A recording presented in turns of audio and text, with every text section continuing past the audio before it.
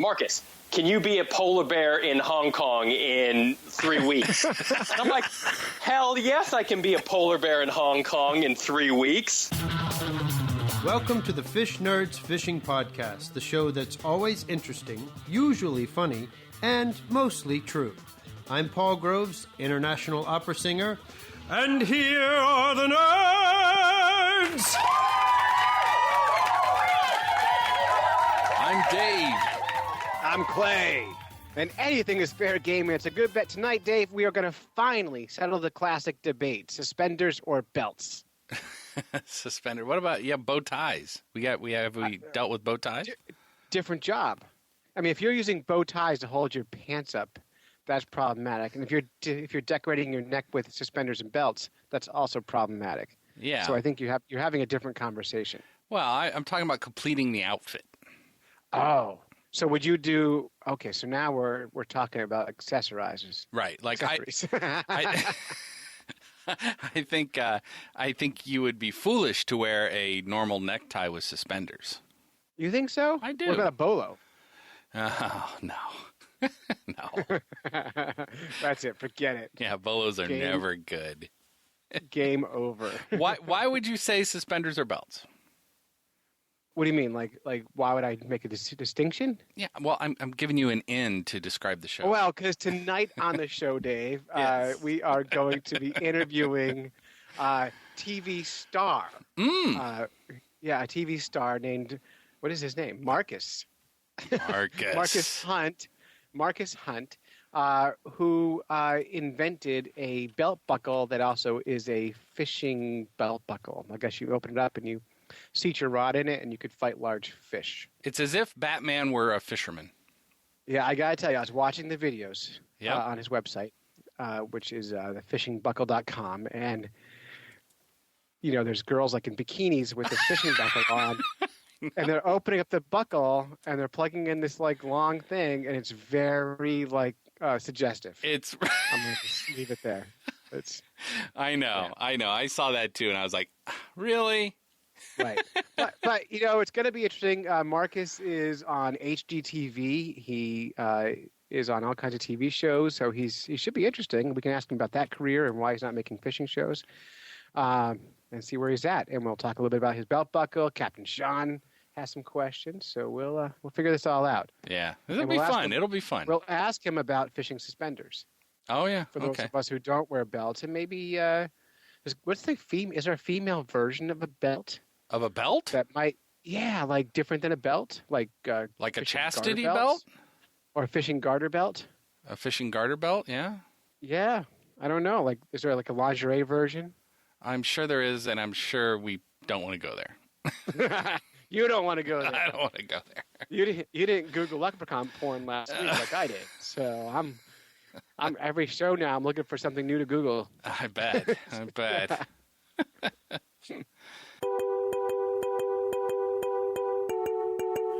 All right, Dave, we're here with Marcus Hunt, the inventor, creator, TV star from HGTV, and he's got the fishing belt, his invention. It's got a Kickstarter campaign going right now. He invented a belt to help you fish better. Marcus, welcome to the show. Thank you very much. I appreciate it. Cool. So before we get into your belt, yes, you're not a fisherman by trade. That's not what you do for a living, is it?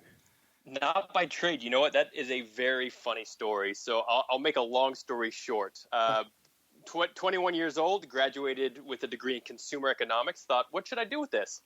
And the answer was move to California to play in the acting industry. So I came out here and did a little bit of anything and everything for a couple of years to make ends meet and got very fortunate. I don't know if you guys remember the Michelin Man, the big white guy in the suit, changing tires. Yeah. That was me inside a rubber suit for 10 years. You get out of town. That bought me my first house and allowed me to get into real estate flipping, which taught me everything I needed to know about carpentry. And I was able to buy a couple apartment buildings.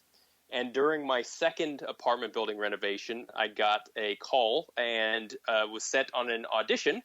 and very fortunately booked a co-hosting gig on HGTV for a show called Hammerheads, which ran for 3.5 years. And I taught people how to build and renovate houses. That's amazing. Congratulations, by the way. That's so cool. Yeah. You know what? It's such a random thing. I'll still get calls from the guys who build suits, though.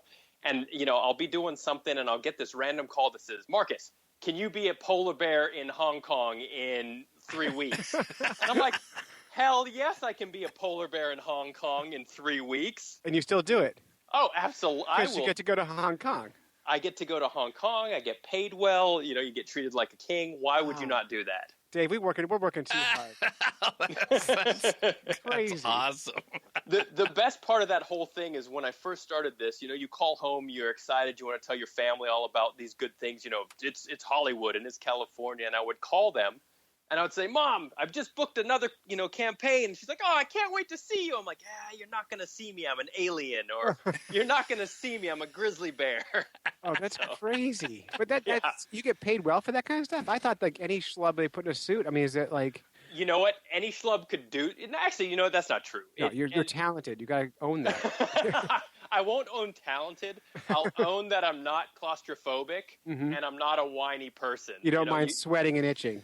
And that's what it is. Honestly, you jump in there and you have fun. I mean, you got to bring these characters to life, and there's definitely a bit of talent to it. But overall, it's been fantastic. It's a huge part of my life. It jump-started my life, and it allowed me to get into all this stuff and, kind of bring fast forward to today, getting the chance to do a lot more fishing in life, which is what I love to do when I'm not doing something that we all have to do. And it allowed me to kind of create the fishing buckle. All right, so let's get into the fishing buckle. I want you to give us the elevator pitch for the fishing buckle. Okay, well, the fishing buckle is, it's one of these things where you have fighting belts on board. They're big, they're bulky. The majority of people don't have them, and even if you do, you don't want to run around the boat to try to find them when you need them. So I wanted to create something that was small, something that was wearable all day and was ready for action. So I created the fishing buckle. All right, and this basically just it's a buckle that opens up and you seat your fishing rod in it. It's very phallic, by the way. It is very phallic, but so is all of those devices. That's true. That's true.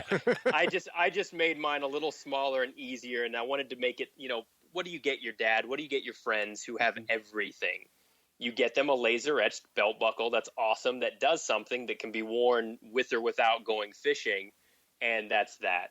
So it'll hold your pants up all the time. It will hold your pants up all the time. Yes, it will. All right, good. It's much easier to go on a date with my product than it is with the classic fighting belt. All right, well, I'm gonna challenge you on that. Okay. Have you done both? I have not been on a date then then I'm a liar. I'm an open-faced liar. You've been caught. I've been caught. All right, I'm gonna try them both, and I'll report back. Yeah, sounds good. So I'm happy to tell you I did put money into your campaign on Kickstarter. Yes, I saw that. I appreciate it. So I'm going to own one of these things. Yeah. If your funding comes through. And I sent a message to Captain Sean Tibbetts from the MaineTunaFishing.com. He runs a shark and tuna boat out of Maine. Awesome. And he actually generated questions for this interview for us because he uses fishing belts every day in his job. Okay. And we've been out with him. We caught, Dave, how big was that shark we caught with him? It was a 6.5-foot Mako. Yeah, we got the Mako with him, and they had the belts you're competing with. They had on the boat. Okay. All right. So Captain Sean wants to know, first of all, is that belt corrosion proof? It is. So I mean, nothing, and no product that I've ever come across that says it is 100%, saltwater protected, unless it's plastic, has been, right? So resistant. Yeah. So is resistant. Yes, it is. It's an alloy mix, and it is coated. It's either powder coated or it's plated. So the answer is yes. That part of it is absolutely yes. It is. All right, cool. And what kind of warranty does a product like this come with? Because on fishing boats, things like this break all the time. They do. That's something that I still have yet to figure out, but I'm a firm believer in backing your product. So obviously, if the buckle breaks, I am happy to send that person a new one. So this is a belt and buckle, or just the buckle you're selling? No, this is a belt and buckle. You get the belt and the buckle that comes with it. All right. So Sean's really concerned about the breaking strength of the belt itself because he's imagining you fall in the water. He reaches in the water and grabs the back of your belt and lifts you out of the water back into his boat. He thinks he's stronger than he is. He thinks he's. This is a polypro. It's a tightly woven polypropylene, so it dries much better, and it is more than enough as far as strength goes to pull Sean out of the water in case he gets thrown in. Yeah, and he's a little guy, but you know. I mean, as long as he weighs under 75 pounds, we should have no problem. Excellent, perfect. Yeah. But you know, for Captain Sean, like people like Captain Sean, and this I've tried to make very clear in my campaign and on my website. I'm not replacing your fighting belts. I mean, you're pulling in 100-pound fishes all day long. You're going to wear a fighting belt. You just are. It's going to be a bigger surface area on your stomach. It gives you that support. I by no means am trying to say that the fishing buckle is going to be, you know, you're going to throw your fighting belt in the trash. I see what I have as the fill everything you do up until the point you have to throw on a fighting belt. And even if you don't, it is fully capable. I mean, I've caught, 3 to 4 really good 36-pound plus mahi-mahi with mine. I've caught a 65-pound plus sailfish with it. So it's absolutely capable for, I would say, 90+% of your anglers out there. Yeah, and I can tell you, like, I've been fishing for, like, cod down 125 feet. And yeah, it you know, your fourth or fifth fish, you know, you're poking yourself in the stomach with that rod an awful lot. So you do. Yeah, I'm looking forward to trying it out and seeing how it goes. Can we get whatever we want etched on these things? Like you will be able to. So the way it works now is, manufacturing. I'm learning a ton about it, and I've learned a ton about it. So the way it's set up, the manufacturer will do the etching on larger orders. That's what I can offer now.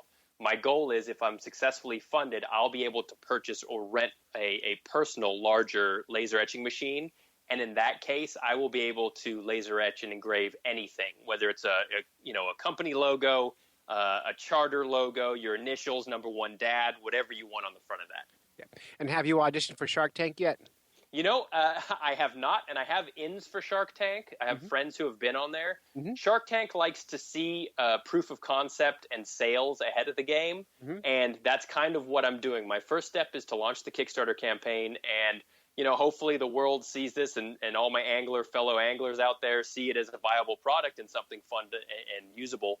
And if they do, and I fund, then Shark Tank is definitely down the road for me. Yeah, I know they bought World's Greatest Striper Company. They bought their rattle sinker. Oh, awesome! We met that inventor last week, who had his stuff purchased on Shark Tank. That was pretty cool. So awesome. Yeah, we'll see. Hopefully, it'll work out for you. So right now, where are you at with your Kickstarter? Right now, I am just under 1 week in. And I am doing pretty well. I'm asking for $20,000, which will allow me to get my first order and a little ahead of the game. And I think I'm at last time I checked, I was just over 32, I think 3,300, somewhere in there. So you got a ways to go. I definitely have a ways to go. I could use all the help I can get, but I'm definitely pushing forward. Cool. And $25 gets people one of these belts. Yeah, right? $25 gets you a belt, a buckle, and U.S. shipping included. And I'm also offering it anywhere in the world, so that is definitely a plus. Good. So Australian fans can get in on this. They can totally get in on that. Yep. That's cool. All right. So have you considered? We were debating earlier the value of a belt versus suspenders. Have you thought about other accessories besides belts? You know, I actually, funny enough, whenever you have a belt, you can obviously stick any accessory on it. And that was one of the things. One of the things I wanted to do with the fishing buckle was make it that, like my dad has this, he has his lucky leather belt, right? His lucky, and a lot of anglers have their lucky something or other. But the cool thing about this is it can slide on to another belt. So obviously it looks a little awkward because I've intended it as a buckle. But if you have your favorite buckle, your belt, this can slide on there and act as a second accessory on the side of that. But, I'm open to anything and everything. Once I get funded, my mind will start racing. Of course. Now, I have a question. Does it – I see it has a little door that opens up. Yes. Can things be held inside of it when you're not fighting fish? Can things? That's up to your imagination. Okay.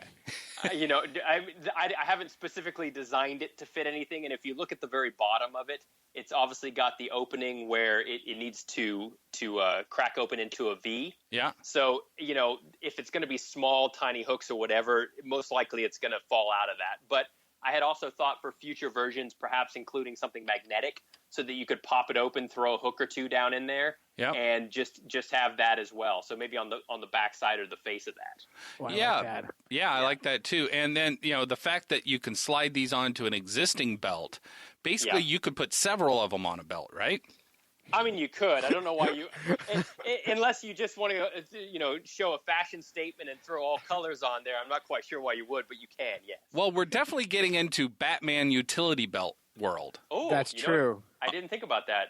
On this, because when I saw that, you should pop it open, I'm thinking, oh man, you could put mints in there. You could put, you could have condoms in there if you needed them real quick. Pretty much all things you need when you're fishing. Yeah, exactly. Yeah. And and you could just have like 8 or 9 of these things all around your waist. I think this is an awesome sell, and I hope every angler out there buys 8 or 9 of them from me right now. Yeah, and actually you would only need one person to wear them, and then you would just open up one on the side of them and put your rod in there and fight them off of one person. You know what? That you actually just brought up a really good point, and that's one person. When you're on the boat, you've got one fighting belt or two between you, and sometimes you got 4 or 5 fish on the lines. Like on a good day, you're jamming. I've never had a good day. Yeah. Oh, you've never had a good day? Not like that. Well, sometimes some people know what I'm talking about, and it's one person's wearing that thing, and then you've got 4 or 5 other people without one. That's why everybody could be wearing a fishing buckle and just pop it open, and there you go. Yeah, I like that. Okay. Yeah. Cool. All right. Anything else, Dave, you have for Marcus? Yeah, so we like the belt concept. Okay. Clay did some research on other things that you have funded on Kickstarter. Okay. Yeah, we hit your page on Kickstarter here, so we can see what things you've paid for. Am I going to be profiled right now? We're profiling you, so okay. We're going to take it easy. I'll be honest. I'll be honest. You've bought other belts, the Trackline Express belt. I have. And you've bought underwear. I didn't actually. I donated $1 to them.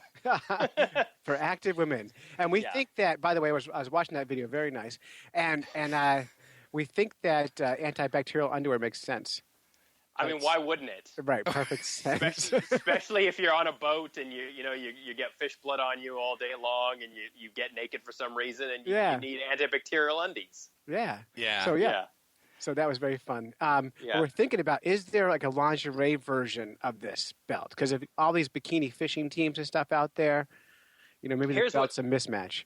Here's what's funny. I don't know if you watched my Kickstarter video. I did. We did, yes. Okay. Yep. Okay. So when I was asking for friends and family, I have friends and family in Key West. I was asking them, hey, can you guys help me out and send me some footage? It's expensive for me to fly down there and try to get it myself.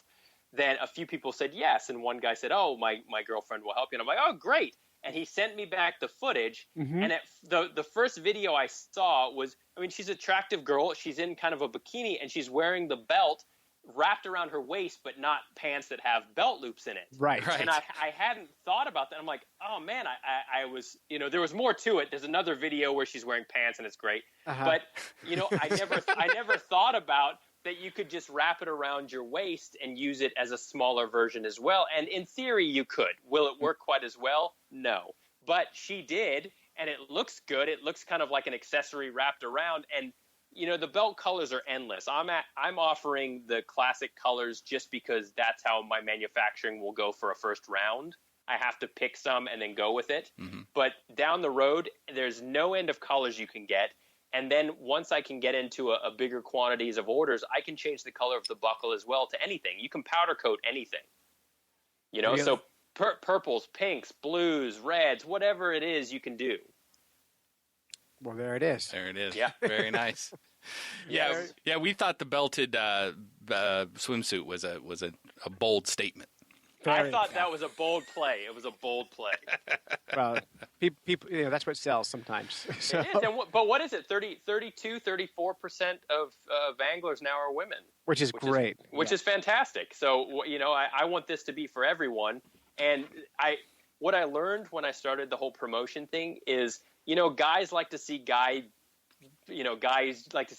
things doing guy things. So you want to see this buckle fighting a 500-pound marlin, and you want to see that it's indestructible, and Batman comes down and he can't break it. That's what you want to see. But the truth is, it appeals to everyone, and I want it to appeal to everyone. Yeah, absolutely. And actually, 40% of the anglers wear pants. Which is a pretty good thing to do. Yeah, only 40%. I mean, it's pretty good.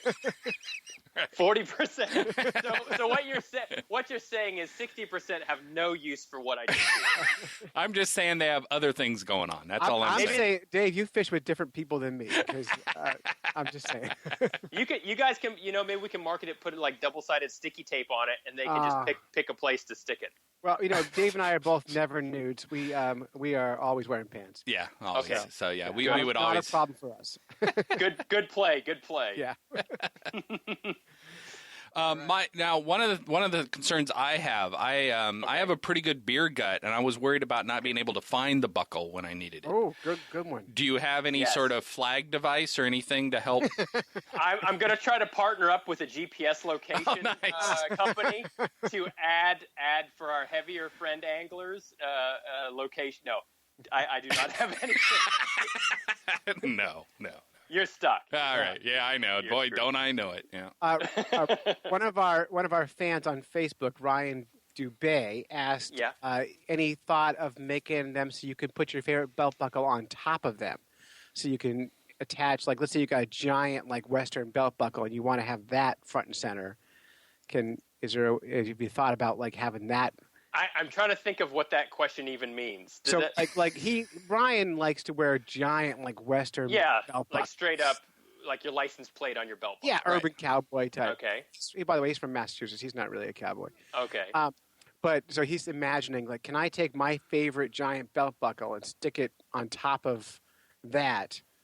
I think a better answer would be make this your favorite belt buckle, and then you don't have to stick anything on it. So get this laser etched or engraved with exactly what you've always wished for, and then you don't need to replace it. But the answer would be no. I haven't thought about like trying to do an add-on magnetic bolt-on thing for that. Okay.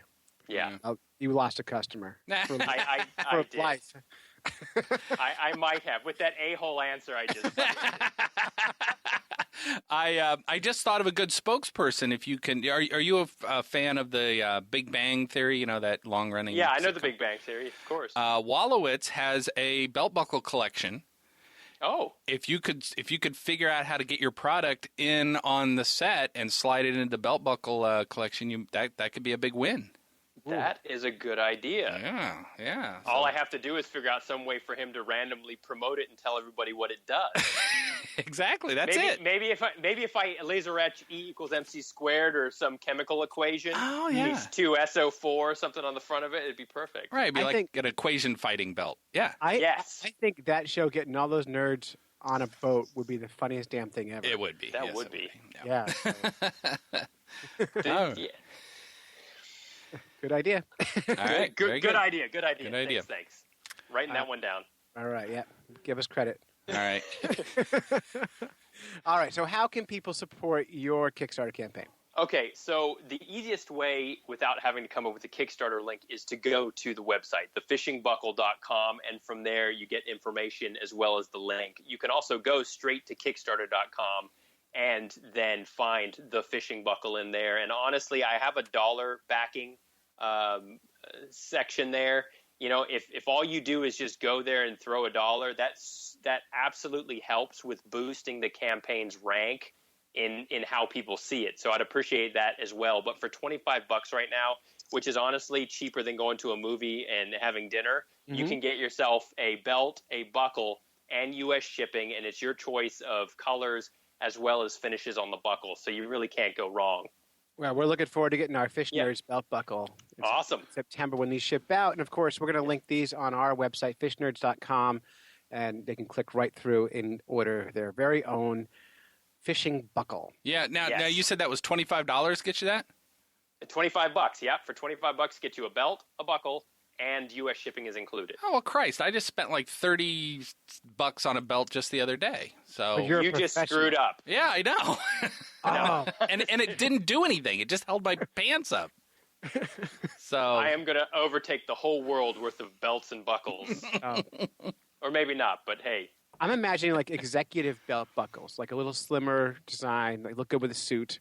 You know what? I that was in the works. In the works is to make it a little bit thinner, but what I like is something that has a little bit of meat to it, that's a little bulkier, and it is as strong as it looks. Like if you hold it, it's not too heavy to wear as a belt buckle. It's heavy enough to put in your hand and say, all right, I could probably throw this and break a window. And if Captain Sean falls overboard, we're gonna pull him in. If you need to use it as a lasso and bolo somebody who's stealing something, your prize fish, you can probably knock them out with it. So there are plenty of uses. Oh, that's nice. Hey, will it hold a smartphone? I wouldn't trust it leaning over the boat with your smartphone in it. Yeah, no, that'd be crazy. But if let's say you had one on like at Starbucks and you had your hands full, could you pop it open? You would be laughed at and called a weirdo, but it probably would. Oh, I'm used to that. Yeah. I'm totally in on that. Yeah, that's okay. You're good. You know what? I honestly haven't tried it. I will, and I will email you the results.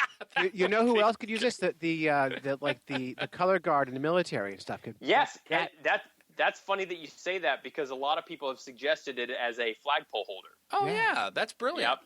Yep. Yeah. Because those guys always look so uncomfortable. And they would be anyway, even if they had my product, but it would be cool. That's cool for brilliant. you if the military bought this, right? I mean, honestly, God. That's the win. Yeah. Maybe I need to make sure it's bulletproof and start promoting it as a bulletproof. Well, and if the military's going to buy it, you got to triple the price. That's true. That's a good point. Yeah. $75. Yeah, done. On Kickstarter. All right. Hey, Marcus, thank you so much for coming on tonight. We appreciate your time. Guys, thanks so much. Clay and Dave. Yeah, thank you. I have one last question that wraps it back to the beginning. Oh, good. Because I love the backstory of people, and I love your video because it shows your true passion for this tinkering, especially when you go through, like, I learned everything about this. I did.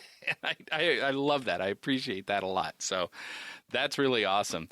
But this goes back to your acting career as the Michelin Man, which I will now always think of you when I see him.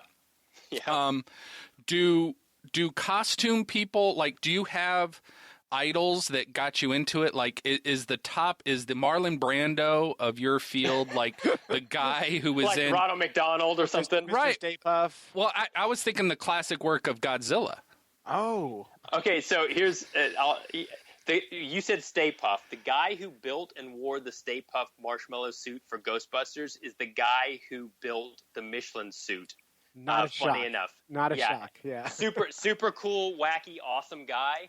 And to answer your question, no, I don't have an idol, and I didn't then. But what I can do is I can appreciate the value of a good campaign. Like, I never knew at 23 or 24, I got a call from an agency, and they said, Marcus, we want to congratulate you. You didn't book a commercial. You booked a campaign. And I said, okay, what does that mean? And they said, your life's going to change. I said, all right, cool, yippity skippity. and a week later, I'm in a gold leotard with like a Crisco substance getting waxed down. That's how they make a bodysuit. They have to make a body form of you to be able to build the suit. So they mummify you more or less to create like a. And here I am, like, all right, the process seems pretty awesome. Yippity-skippity. And then I did my first commercial. I shook some butt. I'm shaking it. And then all of a sudden, a couple weeks or whatever it is, the first check comes in, and I'm like, holy crap. I'm like, now I understand the value of what I just did, and I will forever jump inside a rubber suit and shake some ass, from here on out, no questions asked. Or maybe a few questions asked, but not in this case. Yeah, that's amazing. Yeah, it's pretty awesome. All right, Dave, we're getting rubber suits next week. I hear you. I know it. You're totally doing it. Well, Marcus, thanks so much for the stories, and thanks so much for doing the belt. That's awesome. Likewise. Thanks so much, guys. Hey, cool. The Outdoor Podcast Channel. Oh, I like those guys. Yeah, I do too. Like the Turkey Hunter. Yeah, Turkey Hunter, Big Buck Registry, Big Buck Podcast. Take Aim Outdoor. Yeah, Bow Dudes. What's up, dude? What's up, brah? Hey, Bo. Hey, dude. Yeah. Bo. Those are just some of our fellow podcasters on the Outdoor Podcast Channel, which is this outdoorsy group, mostly hunting, but there's some fishing stuff on there, including us. And what's great is if you're into any of that or all of that, just sign up to this and you get a show every day from the podcast. Yeah. And it's pretty great. And a bunch of these shows, Dave, I've been looking at the iTunes charts, and lots of these shows are some of the top outdoor shows in iTunes. And you and I, our show has been like number 15 and 16 all week. Wow. So we are crushing it. Yes, we are. So tell your friends. Help us get to number 1. But anyway, go to Outdoor Podcast Channel or anywhere you get your podcast and subscribe today to get a new outdoor show every single day.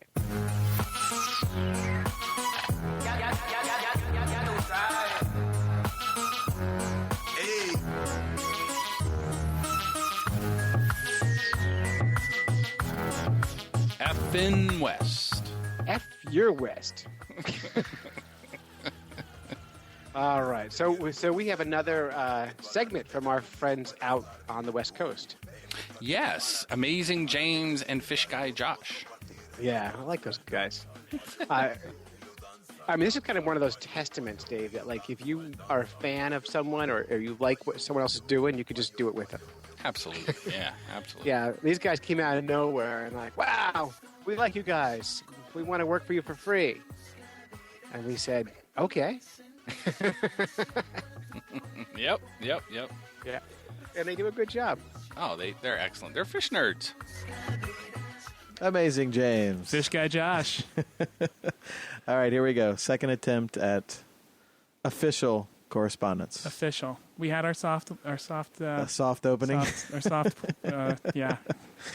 And our official debut. So here we go. Round 3.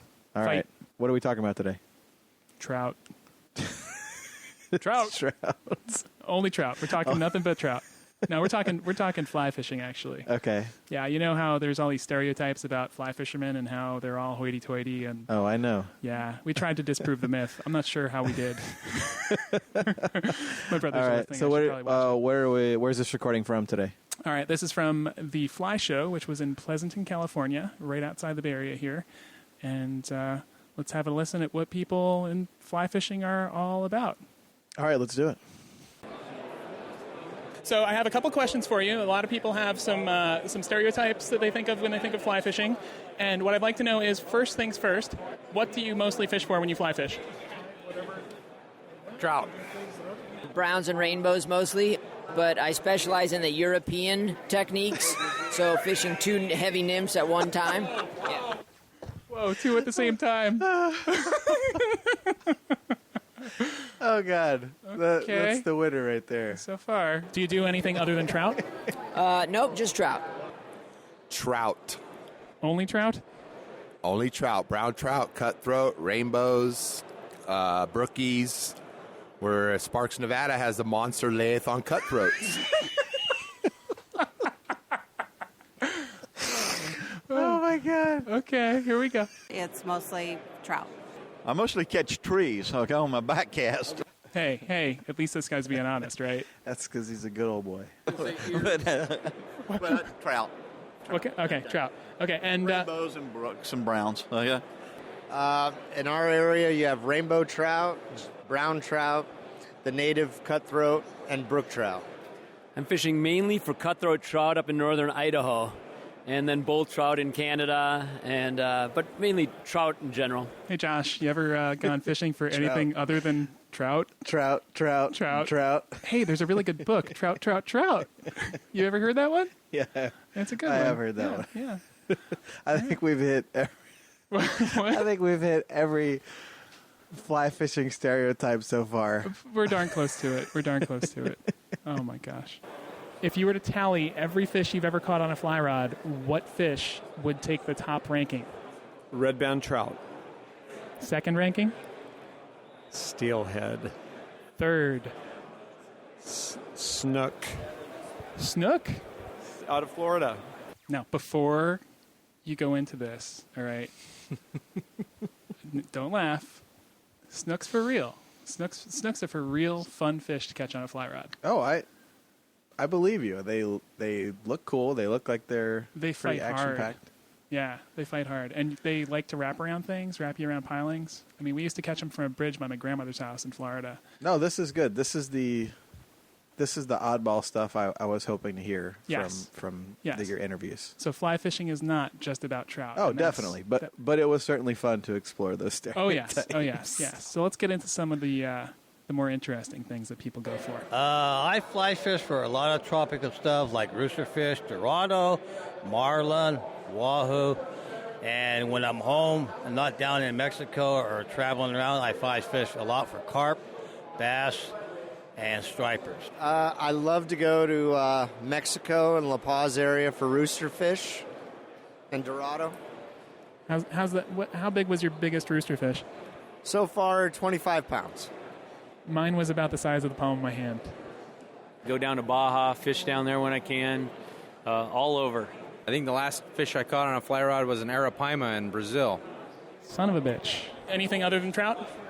Bonefish and tarpon, any saltwater fish, game fish, and but black bass in the Delta is probably one of my chief goals in life, to get a 10-pounder, you know.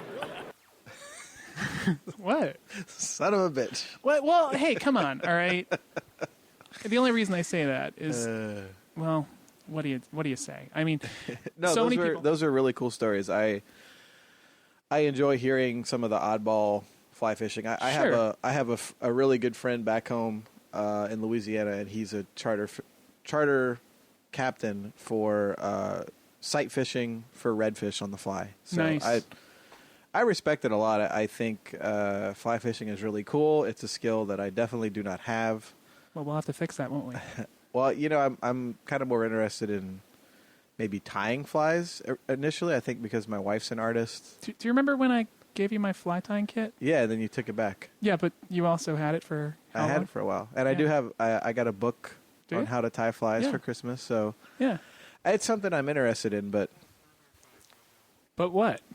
But my fish nerddom encompasses so many things that it's one of those. It's on the list of things to do. So, yeah, I heard it was on Clay's list of things to do this year. I mean, my step one of me borrowing your fly tying kit was me looking through it and figuring out the pieces and what's what. So it's going to be a process for me to eventually say, hey, I tied a fly. Yeah, no, there's a lot to it. And once you've actually caught something on a fly that you made yourself, it's a pretty big accomplishment for a lot of people. Some of the guys that were at this fly show were tying some incredible stuff. I mean, really beautiful, intricate flies that were more pieces of art than anything. And that, I think, is a really big, it's a really big part of it. Yeah, I really like that aspect of it. Yep.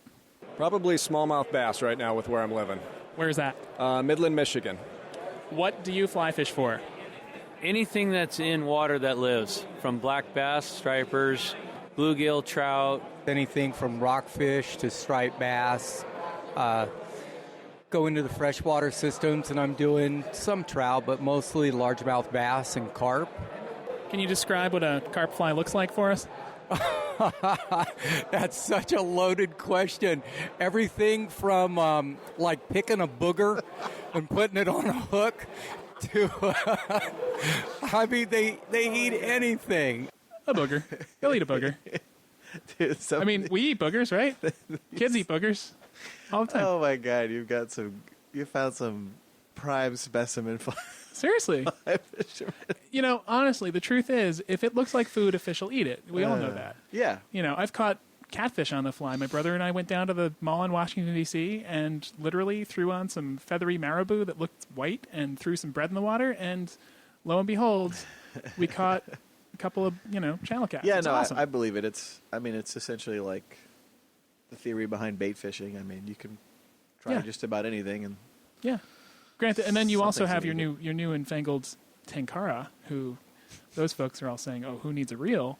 That's not officially fly fishing, though. Yeah, that sounds a little more like my Mississippi roots type fishing with the old cane pole. The old cane pole. Yep. All right.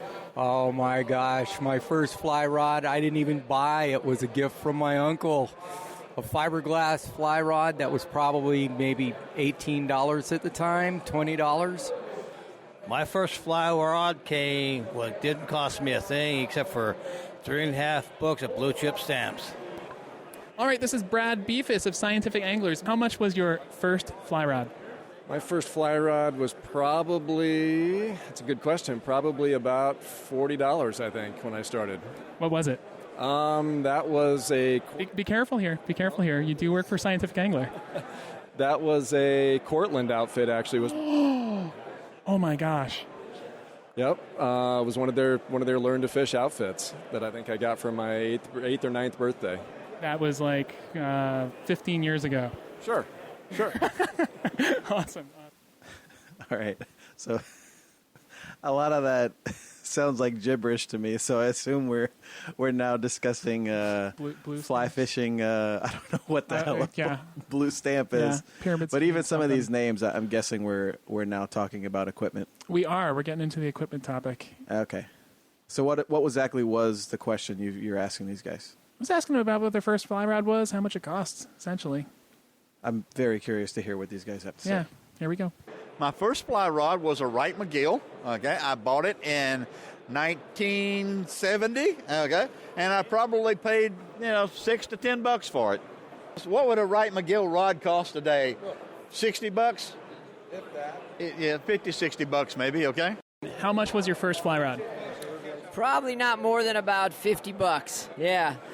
Probably $39 or $40 at the time. What was the time? That would have been 1992. Oh, it's probably $85, I guess. Yeah, an old Fenwick, 8.5 foot, 6-weight. I just gave it to my son this year for him to get started. It was a gift from my father. It was a Fenwick. Probably ran about $45. Trout. Fenwick. Trout, Fenwick.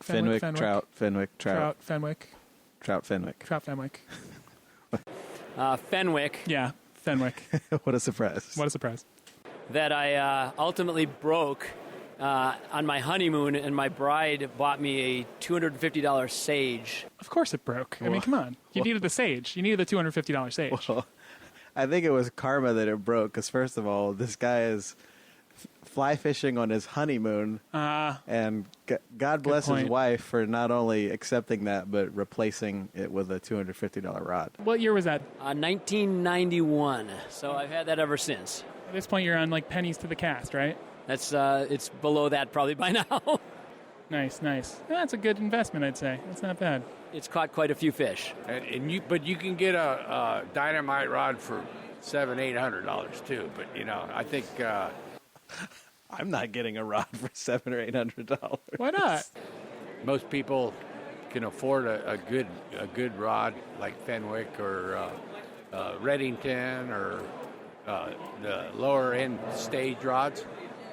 I bought a combo kit in 1989, and I paid about $150 back then.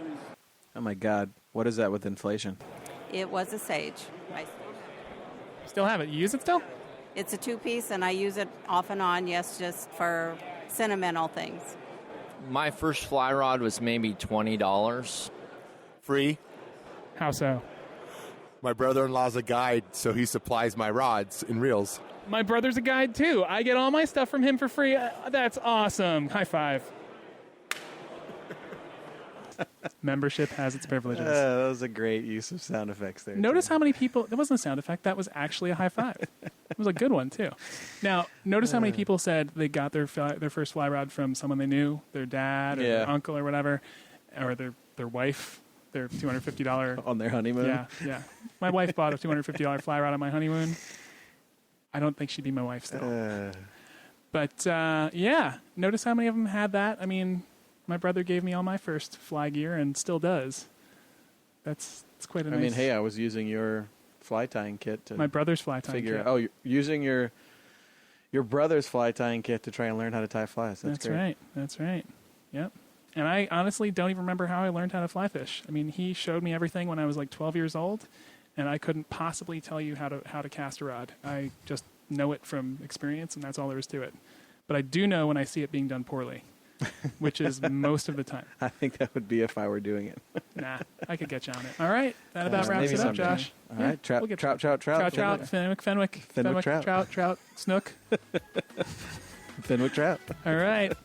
I'm Amazing James. And I'm Fish Guy Josh. And this is Effin' West.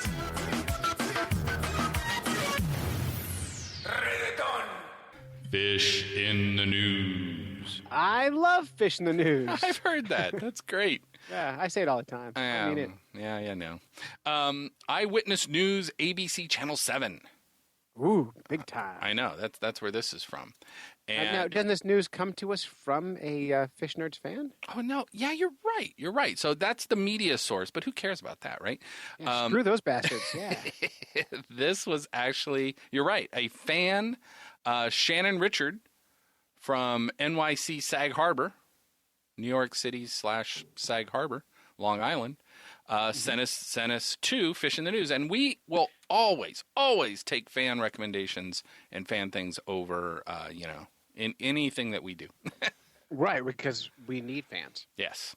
And what's great is I've spent time in Sag Harbor. So really? Yes, and that's at the very end of Long Island. Uh-huh. And it's as most things on islands are, it's a great place to kind of see all the fishing world, but it's also like a world-class destination for kind of the rich and famous folks too. So we have a rich and famous fan? I don't know if he is, because there's plenty of people who aren't rich and famous in Sag Harbor. But the neat thing about Sag Harbor, that's where the big super yachts come in.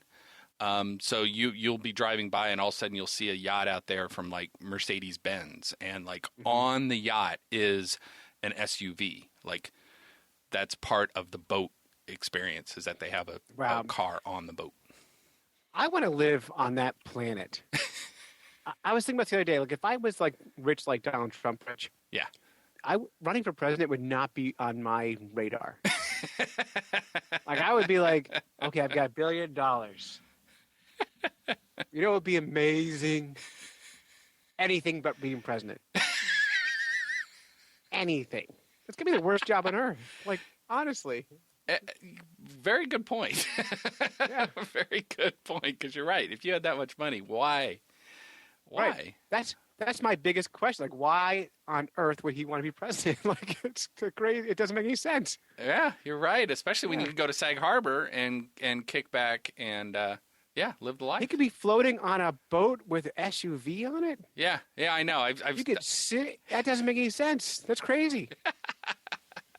There's a crane, so it lifts the car off of the boat, so it drops it on the dock. You could drive around the island. Get out of Dodge. That's a crazy thing. Yeah.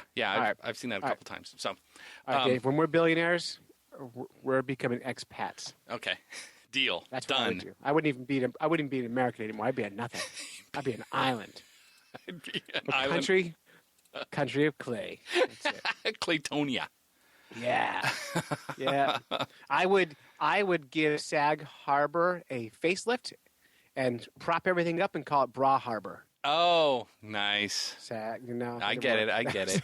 Yeah. Very nice. By the way, if there's any chance, there's a great bait shop out on Sag Harbor, and the guy who runs it's name's Rick. And big shout out to Rick if you're listening. Hey, Rick. So there you go. And you should shout out to Mr. Shannon Richard, who sent this news into us. Well, absolutely. I kind of thought I did that already, but I'll do it again. Hey, you might have, but I wasn't listening. I know. You never do. All right. So we should focus.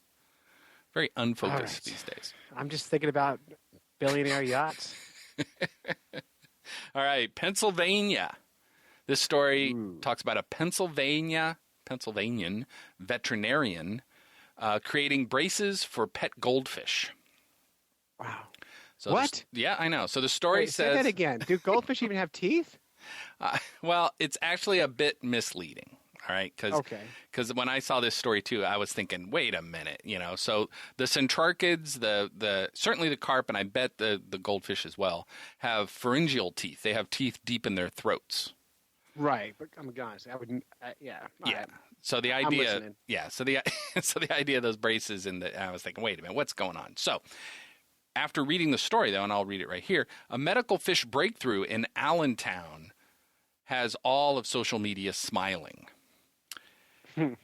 Mr. Hotwing, a standard goldfish. That's the name of the goldfish, Mr. Hotwing. I like his name. Yes, Mr. Hotwing is. Any fish with a Mr. at the beginning is a good fish. I know it's a serious fish. So Mr. Hotwing is now sporting what might very well be the first set of fish braces, and there is a picture that has gone viral since Lehigh Valley Veterinarian Dermatology posted it on their Facebook page. So there's a vet dermatologist out there, which is funny enough. That's a thing. I know, it's a thing.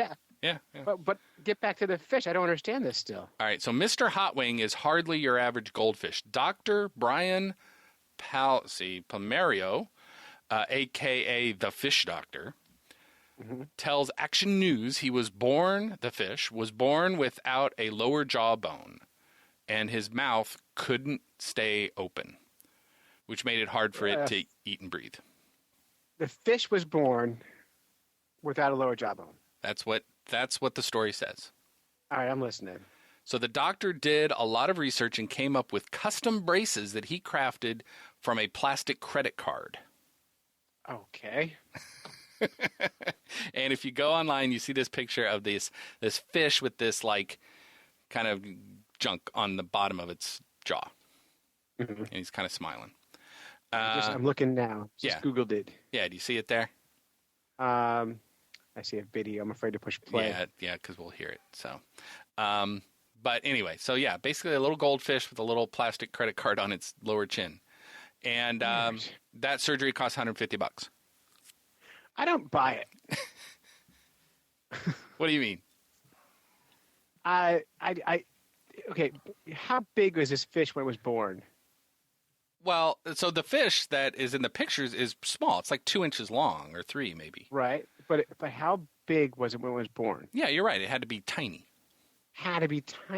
Right. And then, so it was born with no jaw. Somehow it managed to get to a mature size almost. Exactly. Before someone decided it needed help. I don't think this fish needed help. I don't think so either. I think this fish was perfectly fine. And now looking at the photo of this fish, I think the fish is less happy now. That has a piece of plastic wired to its face. It doesn't even look good. It doesn't even look like a thing. I know. And I could take a little animal and glue crap to its face and call it braces. What the hell is this? I know. Yeah, and that's not a thing. It's not a thing. And I don't. Well, it's a thing, but it's not a. It doesn't make any sense. I think they've did Mr. Hotwing an injustice. Yeah, although they did make national news and get a viral thing, which is a thing. I know. So let's brainstorm a little bit. What else could we put on Mr. Hotwing using a credit card? I think he's a little Viking helmet. The first veterinarian Viking helmet on a goldfish. I like that. Yeah, that's a hat. That's different than wiring it to his face. What can we wire to his face? Glasses? No. Nose job. Oh, nose job, very good. Headgear. Nose job. Headgear, yeah. You could do maybe, headgear. Maybe give him a shark dorsal fin. Right. And, lots of credit cards have computer chips in them, so we could go cyborg all over this thing. Oh, then we could spin around going beep, bop, boop, blub, blub. Exactly. We could put on a whole new tail, a tail transplant. Yeah, I think this just boils down to, like, animal, cruelty. I just don't understand. Like, I still look at the picture of the fish. I don't see what people are describing as fishy braces. Yeah, I know. I just see, and it doesn't even look like it's done well. It's just a piece of plastic on this fish's face. I know. It doesn't do the Lehigh Veterinarian Dermatology Hospital any favors. No, except for they're in the news and we're saying their name over and over again. And the fish looks like Admiral Akbar. Just a little. We should get Admiral Akbar and wire a credit card to his chin, and then we can ask him how he likes it. Call the rebels. And then call the rebels. And then we can extrapolate how this fish feels based on Admiral Akbar's opinion. Yeah, I think that's good. Mm-hmm. Yeah. Yeah. All I don't right. like this at all. I hate it. You do not like that story, do you? No. No. But I actually kind of want to interview this vet. Okay, fish doctor. If that truly is your name. That is your really name, yeah. I'm sure the doctor's been called many times now. Maybe. Or maybe people are afraid. Are you the Lehigh Valley dermatologist? Bye. His name is Brian Palmerio. Yeah, Palmerio. Yeah. Yeah. So, I don't like it. Yeah, I don't like it. Don't like it. Don't like it. Don't like it. No, sir, I don't like it. Don't like it one bit. All right. So, Mr. Shannon Richard, thank you for that. But Shannon Richard sent us another thing.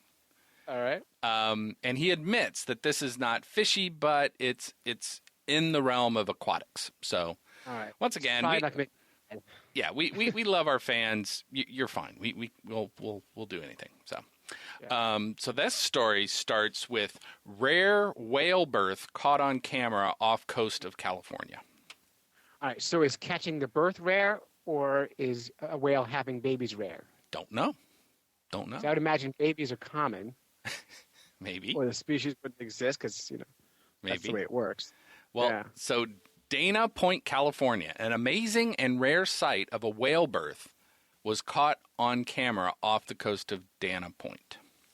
Mm-hmm. The footage captured from a catamaran operated by Captain Dave's Dolphin and Whale Safari.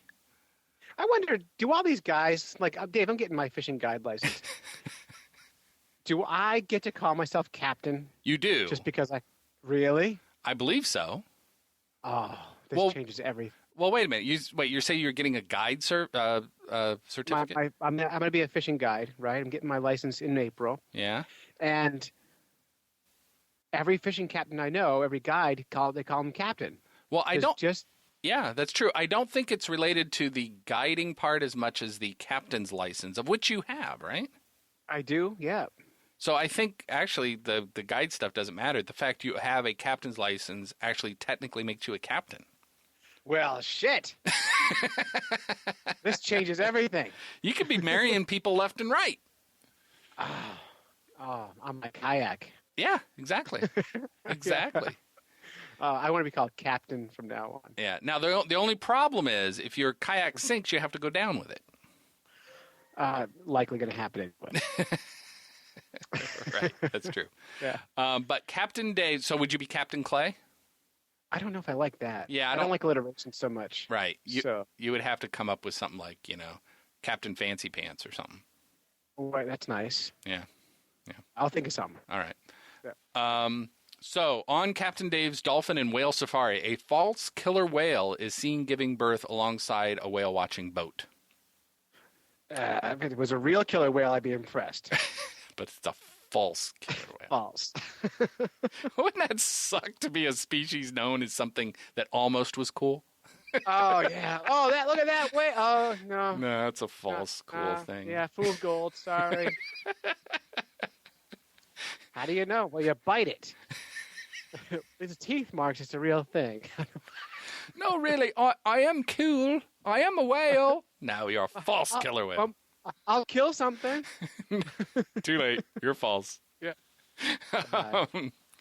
So the striking scene, according to this story, happened Saturday as a pod of about 20 whales came up to the boat and pushed against it, according to the press release.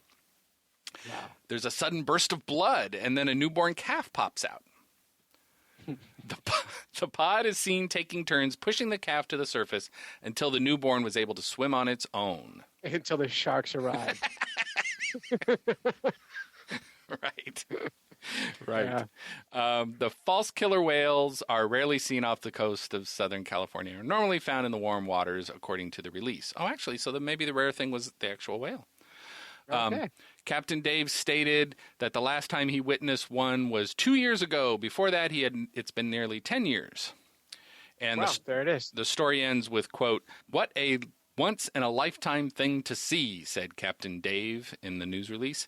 "In over 20 years on the water, I've never seen anything like that." Now, wow, that's crazy. Yeah, there you go. So one of the things they didn't report is the father false killer whale getting woozy and getting oh God, oh God. Oh, why couldn't we have the good old days? Well, I had a waiting room and a cigar. I don't understand why I got to be here. I'm with you, honeyman. Oh, shit. Uh-oh. Then his wife turned into a real killer whale. You did this to me! We had water births with our kids. Really? It wasn't. Yeah, both our kids were born in tubs. And this is not at all dissimilar. It's exactly the same. Yeah, I've watched the video now, and it's exactly the same. All splashing, blood everywhere. Yeah, just a nightmare. Did you have boatloads of people around too? Just people around, cameras dangling from like poles. Yep. Captain's going, there she blows. Yeah. Oh, it's been 21 years since I've seen a birth like this one.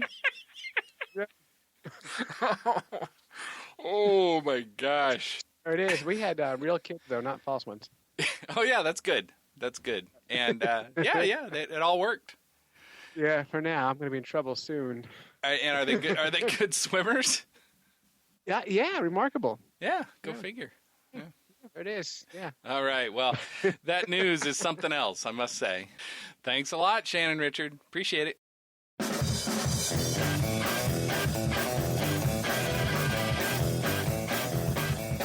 So that is it. That's it. You've listened to a couple of fish nerds when you could have been fishing. We'd like to thank our families for supporting us while we podcast, go on fishing quests, and do all sorts of silly things that middle-aged guys do.